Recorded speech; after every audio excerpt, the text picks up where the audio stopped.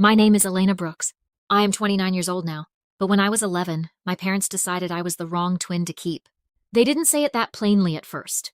They used careful words like special placement and better environment. But I understood what they meant the moment my suitcase was placed beside the front desk of a children's home, and my twin sister was still sitting safely in the back seat of our car. She was the smart one. She was the gifted one. I was the one who froze during tests, drew stories in the margins of my homework, and embarrassed them by being ordinary in a family obsessed with extraordinary. My father looked at me like a failed investment. My mother wouldn't even meet my eyes. I kept waiting for one of them to turn around and say it was all a mistake. They never did. My parents, Richard and Meredith, ran a private learning center for wealthy families in Palo Alto. Everything about our family was designed to look perfect from the outside. My twin sister Serena read early, solved math problems for fun, and won spelling bees.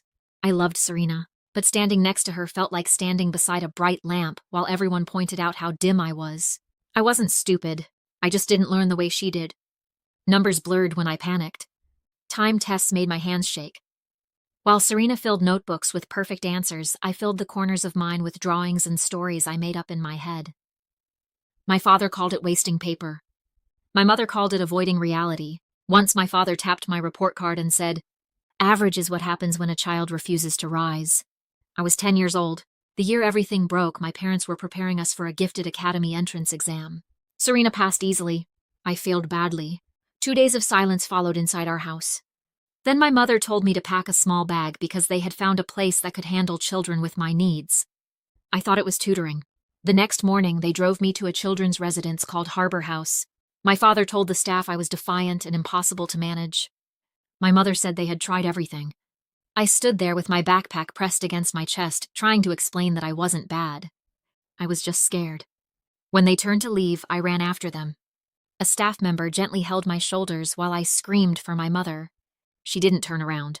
My father paused at the car door and said, "Your sister has a future. You need people trained to deal with children like you." Then they drove away. For the first week, I slept in my shoes, believing they might come back at night and take me home. I wrote letters every day. I apologized for my grades. I promised I would stop drawing. No answer came. The first letter returned unopened with a red mark across the envelope.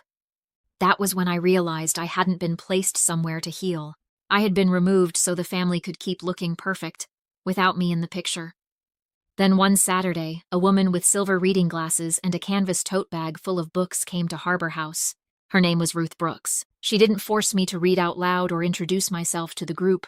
She simply sat beside me and noticed the corner of a notebook sticking out from under my sleeve. Instead of a lecture, she said, "Do you write stories? When you're ready, I would be honored to read one." Honored. No adult had ever used that word about anything I made. Her husband Miguel came the next week. He was a quiet man with kind eyes who noticed the broken cassette recorder in the activity room, took it apart and fixed it without being asked. Then he handed it to me and said, "Writers need tools too."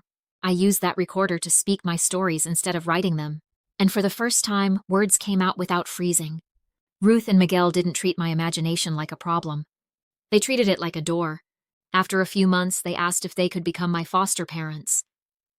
I didn't believe it at first. The process was slow. Background checks, court dates, long meetings. My biological parents were notified. My father sent one email saying he trusted the system to determine the most practical outcome. My mother didn't write at all. Practical outcome. That was what I was to them. Ruth cried when she read those words. Miguel sat at their kitchen table and said, "A child is not a project you abandon when it gets hard." I moved in with them that spring.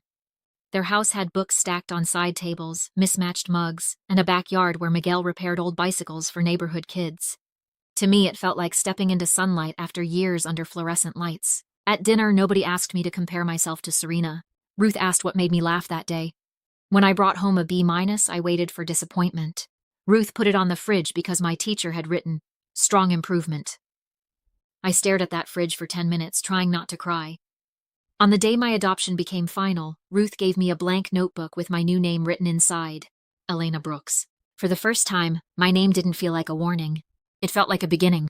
Years later, I built a program called Bright Bridge, teaching children who had been labeled slow, difficult, or average, using stories, sound, movement, and creativity. Children who hated reading leaned forward because the lesson wasn't judging them. It was inviting them in. Brightbridge grew into a real company with school partnerships, scholarships, and a national waiting list. Then one morning, I appeared on national television to accept an Education Innovation Award. The host asked what inspired my work. I said simply, I was once told I wasn't worth investing in. Then two people taught me that every child learns differently, and every child deserves someone who stays. The camera cut to Ruth and Miguel in the audience. Ruth was crying. Miguel was trying not to. And somewhere in California, my biological parents saw me too. 3 days later, my mother messaged me. She said they were proud. She said she hoped enough time had passed to reconnect as a family. There was no mention of Harbor House.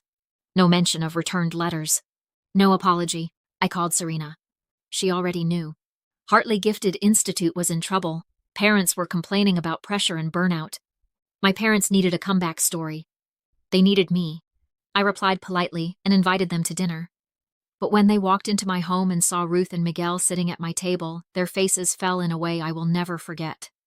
My mother looked at Ruth, the same woman she had once dismissed as a sentimental librarian who confused kindness with expertise. Now that same librarian sat in my home as my mother in every way that mattered.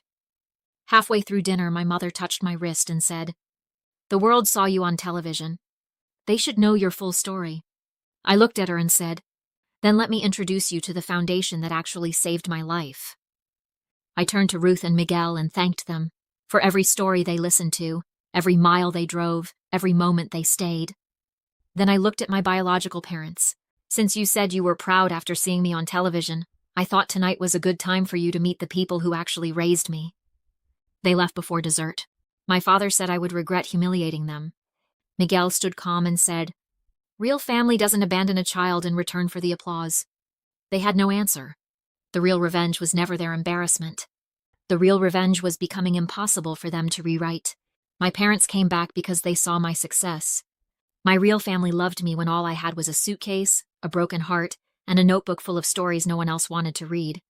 So if someone ever tells you that you are too ordinary, too emotional, or not gifted enough, remember this: no child is average when someone takes the time to understand how they learn, and no person is worthless just because the wrong people failed to see their worth.